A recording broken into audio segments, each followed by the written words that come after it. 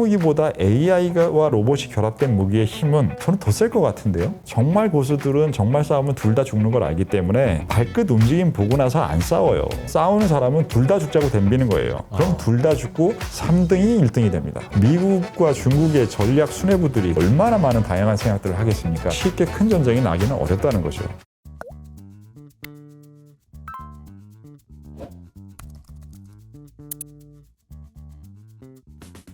기술주 안에서는 엔비디아를 비슷한 기술 안에서는 대체하기는 어려울 것 같습니다. 그렇기 때문에 양자 물리학 관련된 아이온큐 같은 회사들이 최근에 다시 이제 조금 관심을 받는 것 같은데 이게 정말 관심을 받는 건지 아니면 시장 끝단에는 항상 꿈을 쫓는 주식들이 마지막에 튀어오르잖아요. 맞아요.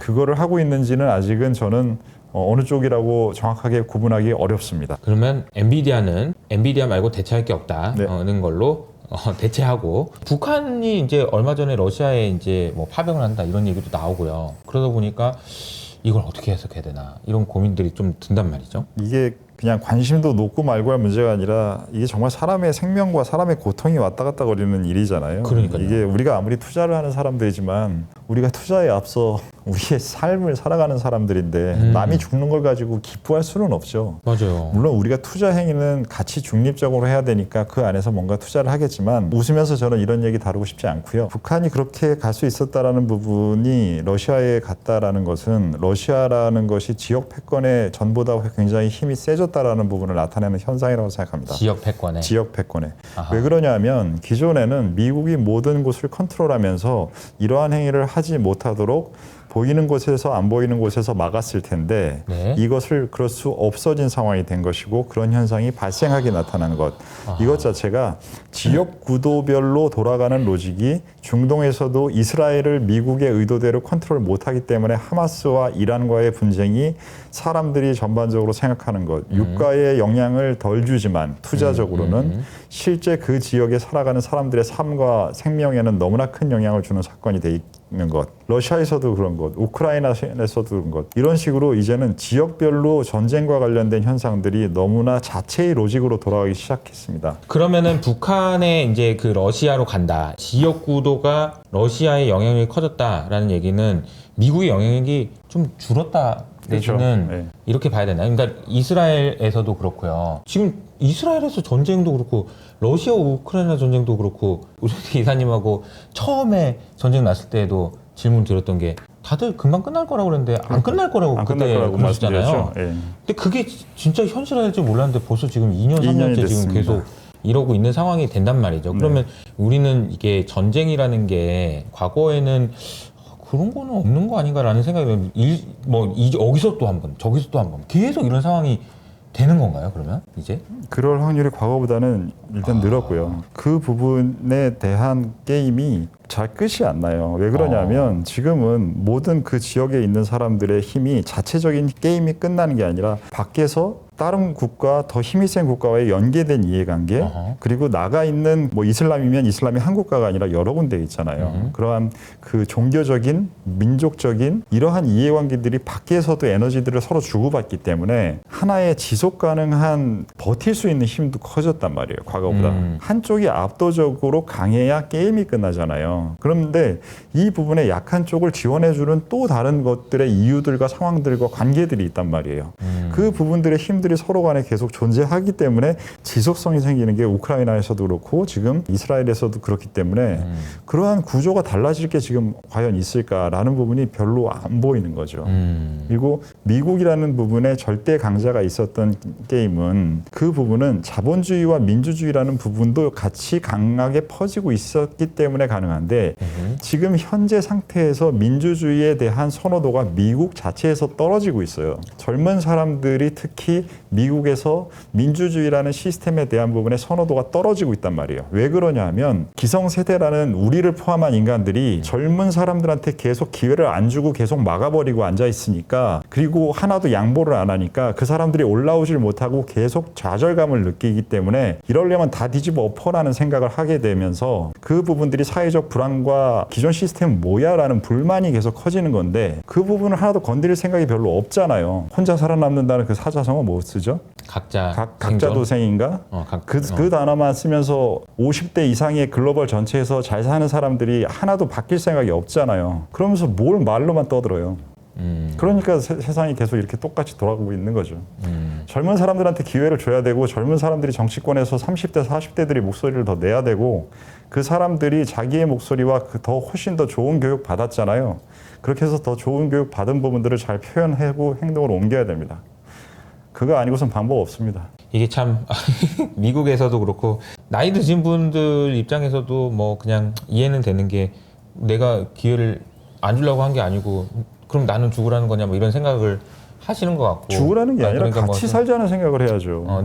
뭔가 기회를 주는 건 어떻게 기회를 줘야 되는지도 모르겠고 네. 그리고 젊은 사람들이라고 해서 뭐 좀 뭐 정치적인 목소리를 내거나 그럴 시간도 없고 의지도 없고 막 이게 뭐 총체적인 난국 아닌가 뭐 이런 생각도 좀 드는데 분명히 지난 30년 사이에 우리가 전 세계에 먹고 살 만한 사람들의 이 생존 연령이 많이 늘어났잖아요. 그렇죠. 그 부분도 분명히 저도 마찬가지고 저도 50대지만 예전에 태어났을 때는 저 60, 70에 죽을 줄 알았단 말이에요. 그렇죠. 근데 지금 보니까 아직 한참 남았단 말이에요. 그리고 나서 지금 50대 지금 직장에서 잘려요. 불안하단 말이에요. 아이들은 키워야 되고 더 키우고 그쵸. 아이들을 키워야 되는데 이 아이들은 불안하고 힘든 상태에서 뭐 할지도 못 찾고 앉아 있어요. 자기 자식들이. 이런 상태에 있기 때문에 나는 이 상황을 나는 어떻게 하고 이제 저 자식들은 어떻게 해야지 힘들어요.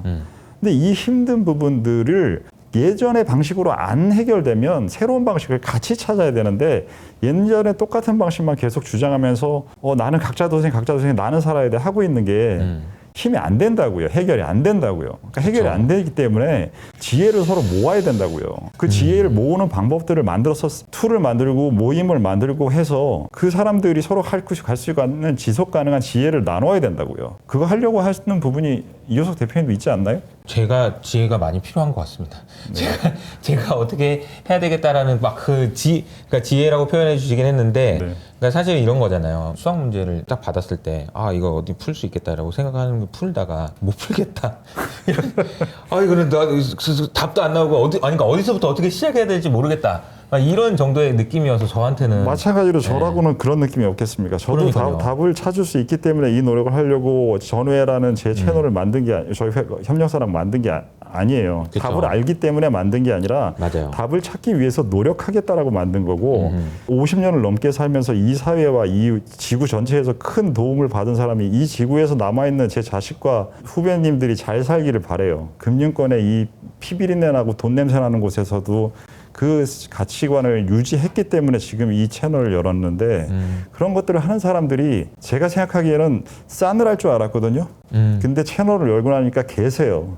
그런 분들이 계시단 말이에요. 그러한 목소리들에 대해서 응원해 주시는 분들이 계시고 그러한 사람들이 많을 수 없어요. 세상에 소수일 겁니다. 근데 그 소수들이 서로 간에 인지하고 존재한다라는 걸 서로 간에 계속 노력한다라면 조금이라도 나아지지 않을까 그런 생각을 하는 거죠. 그렇기 때문에 이러한 문제를 우리가 투자할 때는 냉철하게 바라봐야 되지만 네. 투자하지 않을 때는 세상이 조금은 더 따뜻한 온도가 될 수 있도록 서로 같이 노력했으면 좋겠습니다. 그 문제가 어려워서 못 풀겠다 그게 아니고 어떻게든 풀려는 의지를 갖고 있는 그런 상태가 되는 건 너무 중요하다고 생각합니다. 그런데 어쨌든 네. 이런 상황이에요. 네, 그렇죠. 이런 상황을 봐야 돼요. 그러니까 맞아요. 이제 우리가 투자를 할 때는 이 투자를 하는 것을 통해서 뭔가를 세상을 바꾸겠다라는 그런 돈도 있죠. 물론 뭐 임팩트 투자도 있고 그렇죠. 어떻게 회사를 바꿔보겠다, 세상을 바꿔보겠다라는 식으로 해서 돈을 움직이는 게 있을 수 있어요. 있죠. 뭐 예를 들어서 이제 트럼프 뭐 당선 확률을 높여보겠다. 그래서 돈을 투자할 수도 있는 거 아니겠어요? 그렇죠.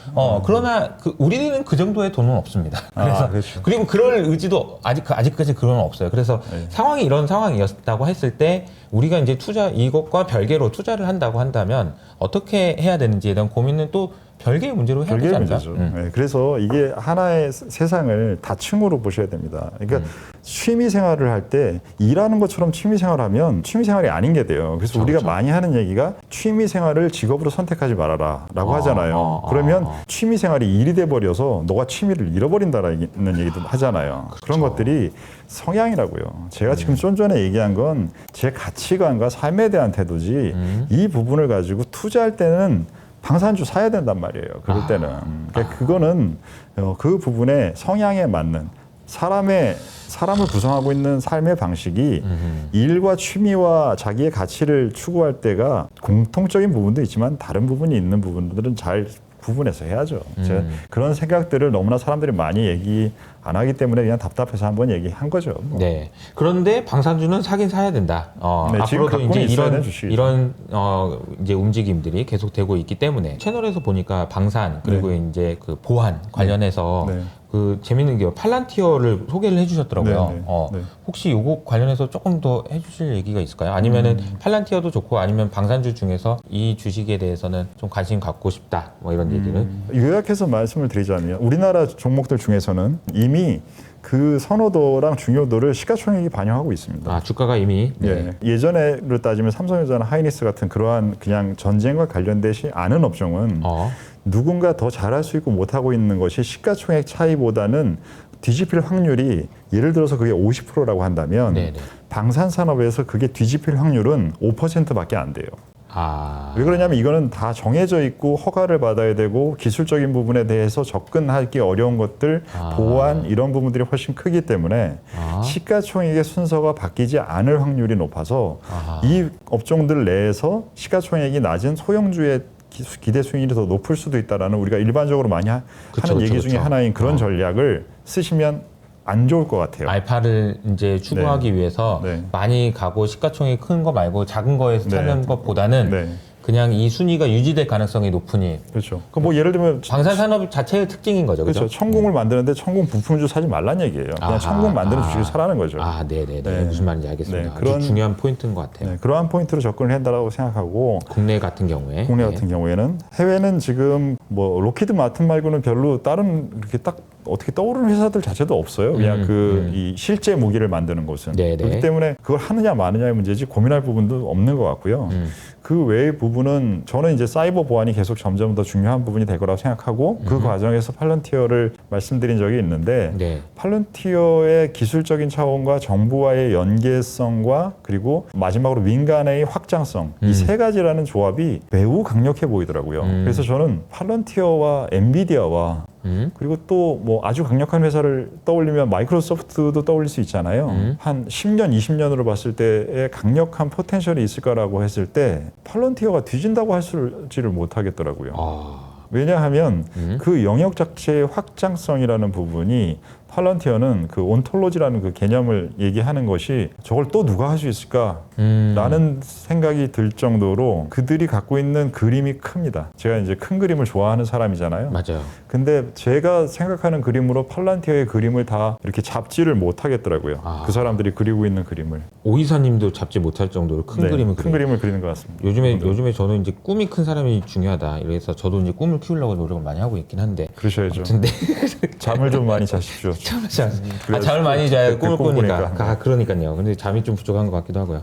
근데 팔란티어 이야기는 사실 어떻게 보면은 우리가 이제 그 전쟁을 한다고 만약에 가정을 했을 때, 뭐 실제로도 지금 전쟁이 진행되고 있지만, 눈에 보이는 무기보다 AI가 더 강력한 무기가 될 수 있다는 걸 보여주는 사례인 것 같기도 해요.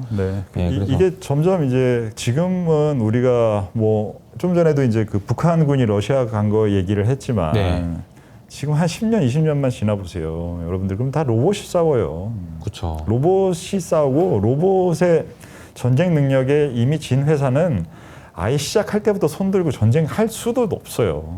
그러한 사회에서는 국가들 간에 지금 갖고 있는 글로벌 정치 경제 환경이 많이 또 달라질 겁니다. 실질적으로 예전에는 가서 식민지를 삼아야 돼서 우리도 일본의 식민지를 안타깝게 생활을 했고 여러 가지 그런 상황을 했고 영국은 해가 지지 않는 나라로 해서 전 세계에서 가장 식민지를 넓게 가졌고 지금 선진국인 캐나다조차도 영국의 식민지였잖아요. 하지만 과거에 그러한 물리적인 식민지가 아니라 지금은 기술적인 부분에 의한 식민지화가 이미 진행이 되고 있고 그 부분이 과거의 방식과 새로운 방식이 아직은 왔다 갔다 거리고 있는 전환기에 있을 거라고요. 그것이 진짜로 이제는 로봇을 통한 AI와 결합된 부분에 의한 전투력까지 확인이 되는 상황이 된다라고 하면 우리나라에서도 다행히 LIG 넥스원 같은 경우가 그런 영역의 일을 하고 있잖아요. 네네네. 인수를 해서. 그러한 회사들의 이 중요도가 더 커질 거라고요. 그렇게 되는 순간이 그렇게 뭘까요? 일단 최소한 이효석 대표님하고 제가 살아있는 구간 안에 그런 현상을 볼 것 같아요. 그래서 그런 부분들의 변화가 되면 총체적인 그림을 전반적으로 다시 그려야 되는 세상이 아마 될 것 같습니다. 로봇과 AI가 전쟁을 하는 세상은 또 어떤 세상이 될지도 궁금하긴 하네요. 이쯤에서 질문을 안 할 수가 없는 게 사실은 우리가 지역적인 그 지역 내에 있는 싸움이 아니고 글로벌 전 세계적으로 봤을 때는 가장 큰 싸움은 어쨌든 미국과 중국의 싸움이잖아요. 갈등, 그렇죠. 뭐 싸움, 뭐 전쟁, 패권 전쟁 뭐 등등. 근데 결국은 이 싸움도 마지막 종국에 가서는 누가 AI 기술이 더해서 나중에 그 전쟁이든 뭐든 그런 상상도 해볼 수 있을 것 같은데 그 양상은 어쨌든 계속 길게 가는 싸움이긴 한데 그렇죠. 또 지금은 또 어떻게 봐야 되나요? 이게 미국과 중국의 구도는. 근거가 크다고 이렇게 주장하기는 어려운 얘기인데 네네. 뭐 어떤 생각을 하냐면 핵무기라는 것이 1950년대까지는 실제로 가지고 있는 게 엄청나게 군사적인 파워였잖아요. 네네. 하지만 80년대를 넘어서면서부터는 이제 정치적이고 상징적인 힘이 된 거잖아요. 사실 뭐 웬만한 과학자분들이 다 얘기하듯이 이제는 핵 발전소를 운영할 수 있는 능력이 있는 나라에서는 일주일이면 마음만 먹으면 정말 전쟁 나면 만든다. 그걸 만드는 게 어려운 게 아니라 만드는 것을 상황을 허가받는 게 어려운 것이다. 그렇죠. 국제 관계에서. 그렇죠. 그런 것을 다 알고 있는 것처럼 정말로 전쟁이 나게 되면 이제는 핵무기를 못 쓰는 상황까지 돼 있잖아요. 그러면 네가 쓰면 나도 쓰니까. 그렇기 때문에 큰 전쟁이 안 나는 거잖아요. 인류가 그 정도 바보는 아니니까. 그런 것이 그런 정도의 강도가 핵무기보다 AI와 로봇이 결합된 무기의 힘은 저는 더 셀 것 같은데요. 핵무기만큼? 그러면 그 부분을 갖고 있는 나라의 힘은 굉장히 세겠지만 그걸 실제로 활용할 수 있는 것과 그것을 갖고 있다라는 개념은 다를 것 같아요. 그럼 핵무기도 못 쓰는데 AI로 해서 딴 애들은 다 죽이고 이 나라만 다시 살아가지고는 뭐 간다? 이렇게 결정을 한다? 그렇게까지 뛰어난 기술을 갖고 있는 회사가 아니라 국가가? 뭐 그럴 수도 있죠. 그럴 수도 있는데 그 확률을 여태까지 인류가 이렇게까지 왔는데 다시 인류의 역사를 굉장히 거꾸로 가면서 리더의 자리에 있는 한 개 혹은 두 개의 국가가 그 길을 간다라고 하는 것보다는 그 기술력을 가지고 서로 싸우는 것으로 정말 고수들은 정말 싸우면 둘 다 죽는 걸 알기 때문에 그쵸. 발끝 움직임 보고 나서 안 싸워요. 발끝 움직임 보고 나서 싸우는 사람은 둘 다 죽자고 덤비는 거예요. 그럼 둘 다 죽고 3등이 1등이 됩니다. 미국과 중국이 과연 그거를 모를 리가 없잖아요. 지금 발가락을 열심히 움직이고 있는 건가요? 미국과 중국이? 그렇죠. 서로 간에 AI 뭐 하면서 뭐 발가락 움직이고 있는 거죠. 서로 보고 있는 거고.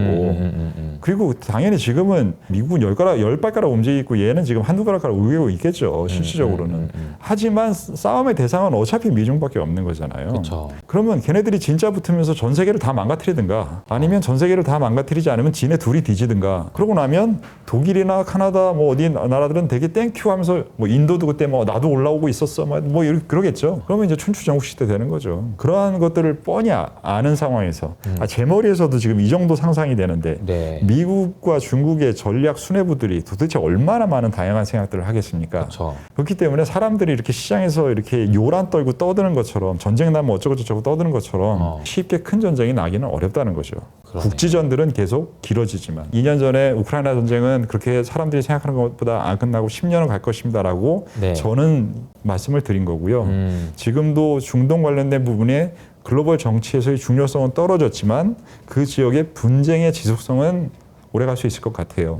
하지만 그게 전체 지구 그리고 우리나라에 주는 영향은 전보다는 줄어들 것 같습니다. 희망을 갖고 살아야지 전쟁 나서 다 죽을 것 같다고 살면서 투자는 뭐하러 하고 있어요. 그러니까요. 이게 네. 좀 쉽지 않은 이야기였던 것 같습니다. 이게 전쟁이라는 주제를 가지고 이야기를 해보면 혹은 이제 갈등, 뭐 지정학 리스크 뭐 이런 식으로 표현을 많이 하는데 그 얘기를 가지고 우리가 뭐 상상도 해보고 고민도 해보고 대비도 하고 뭐 이렇긴 한데 또 투자는 또 다르게 대응해야 된다는 그럼요. 다층 구조를 해야 된다는 이야기까지 좀 들어봤습니다. 마지막 주제로 넘어가서 네. 우리 이제 2025년이에요. 2025년은 우리가 어떤 생각으로 좀 투자를 하면 좋을까요? 올해는 그냥 엔비디아였던 것 같아요. 다시 또 이제 10월인데 네. 또 어제 기준으로 신고가 갔으니까 또 이제 엔비디아인 것 같아. 그러면 이제 이게 이 흐름이 계속될까부터 시작해서 내년은 어떻게 봐야 될까요?